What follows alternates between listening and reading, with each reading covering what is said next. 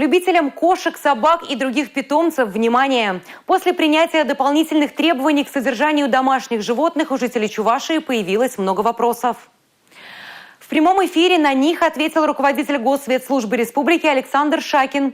Трансляция прошла в социальной сети ВКонтакте, в группах Центра управления регионом и Чувашская республика. Владельцам нужно обязательно регистрировать питомцев в подведомственных учреждениях Госветслужбы Чувашии. Именно этого касалось большинство вопросов зрителей эфира. Регистрация домашних кошек и собак станет обязательной с 1 марта 2024. На это дается 15 дней с момента приобретения питомца. Как отметил Александр Шакин, специалисты проведут чипирование и внесут данные в электронную систему, а владелец получит удостоверение. Все это бесплатно и делается в день обращения. Отмечу, животные, у которых уже есть маркировка, а также ветеринарный паспорт, перерегистрации не подлежат.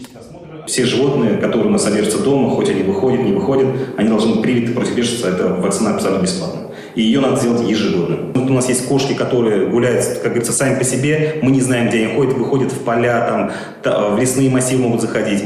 То здесь данные категории животных, потому что кошки, они у нас спят прямо под головой, рядом с хозяином, они в первую очередь подвержены заболеванию бешенства, поэтому они должны быть привиты, зарегистрированы. Такие требования позволят обеспечить контроль и учет животных. Микрочип, который вживляется безболезненно, поможет при пропаже питомца. Специалисты смогут его отсканировать и найти владельца.